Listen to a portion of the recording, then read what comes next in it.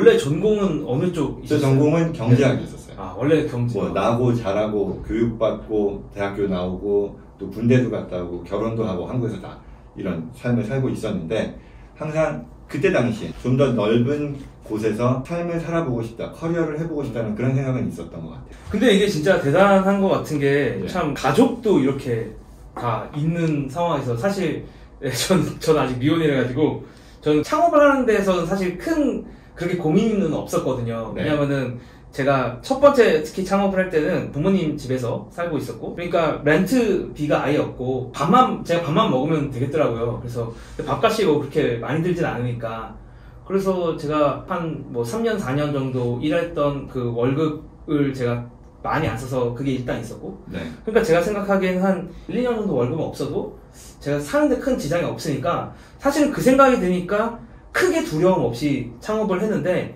막상 제가 이렇게 스타트업을 해보고 주변에 스타트업 하는 사람들 많이 만나보면서 느꼈던 거는, 어쨌든 가족이 있는 분들은 그거에 대한 부담이 상당하더라고요. 그런데도 이렇게 딱 일을, 자신만의 이제 회사를 시작하셨다는 게 되게 존경스럽고 되게 놀라워요, 사실. 그런 결정을 내릴 수 있었다는 게.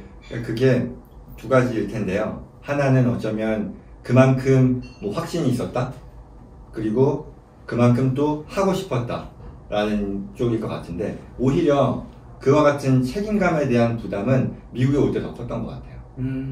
그때도 사실 사업 못지않은 결정이었거든요. 너무 큰 결정이죠. 왜냐면 얘가 단순히 나 학교 가서 공부하고 다시 돌아올 그런 목적이라기보다는 한번 새로운 터전에서 새롭게 해보자라는 그쪽이 더 강했었거든요. 그러다 보니 앞서 얘기한 것처럼 내가 너무 무모하게 하면 안 되겠다는 그런 게 있었고, 반면에 이제 나와서 사업을 해보자라고 생각했을 때에는 우선 내가 봤던 그 가능성이라는 거에 있어서 확신은 있었어요.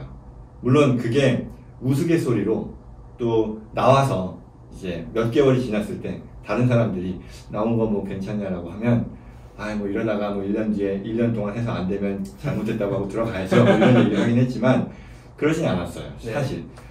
그리고 그 확신이라고 하는 것이 지금 현재 우리 회사의 어떤 운영에 있어서의 셀링 포인트이기도 할 텐데, 당시에 생각했었던 거는 우선 한국의 고객층을 놓고 보면 미들 마켓, 그러니까 그 고객층이 훨씬 더 커졌고 앞으로도 더 커질 거다라는 거, 그 말은 맞는 게, 또한 2010년, 10년대 초반과 지금 2020년을 보면 또 어마어마한 점프를 했거든요. 그런 면에서도 맞았고, 그런데 이게 전문가 서비스라는 면에 있어서 한국을 아는 전문가, 또 미국의 어떤 투자, 세무, 법률 이런 쪽에 대한 전문가는 있지만 저걸 잘하는 사람 훨씬 많죠. 당연히 많겠죠. 그런데 이걸 같이 맞물려서 할 수 있는 사람은 별로 없는 것 같아요. 그리고 나는 그거를 운 좋게 경험했고, 물론 한국의 내가 전문가는 아니지만 서답게는 되죠.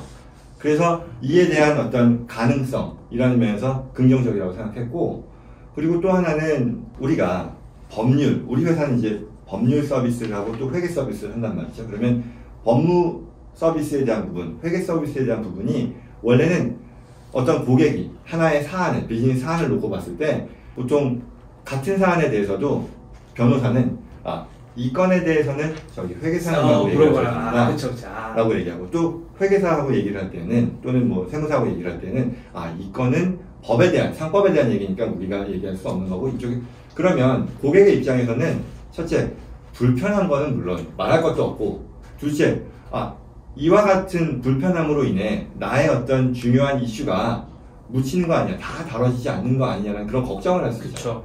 그래서 제 생각에는 그 스탑으로 컴프레hen시브한 그런 서비스를 제공할 수 있다면, 그거 역시도 비즈니스적으로도 충분히 셀링이 될 뿐만 아니라 고객에 대한 서비스라는 면에서도 퀄리티 서비스를 확보할 수 있지 않겠냐는 그런 확신을 내고, 제가 스타트업 했던 사람 입장에서, 스타트업 하고 있는 사람 입장에서 너무 공감되는 부분이에요. 왜냐면은 회사를 하는 입장에서는 그냥 문제는 그냥 다 연결돼서, 그러니까 이게 무슨 문제가 그렇죠. 법 문제랑 뭐 텍스 문제랑 이렇게 뭐 따로따로 이렇게 문제가 있어가지고 하는 게 아니고, 사실 그냥 이게 뭉뚱그려서 하나의 문제거든요. 그렇죠. 그래서 이 문제를 다 갖고 있어서 막상 저도 이제 법무사도 만나보고 또 회계하시는 세무사 이런 분들 만나보면 이게 각각 그 약간 문제가 있어요. 그러니까 한 번에, 저는 제 입장에서는 이건 하나의 문제고 한 번에 해결하고 싶은데, 이게 각각 각각 따로따로 가야 되니까 확실히 저도 불편한 게 있고 그게 그렇죠. 네, 그게 아마 이제 존청님만이 갖고 있는 정말 엄청난 강점인 것 같아요. 그래서 이제 그와 같은 것들, 그 다음에 이제 플러스 마지막으로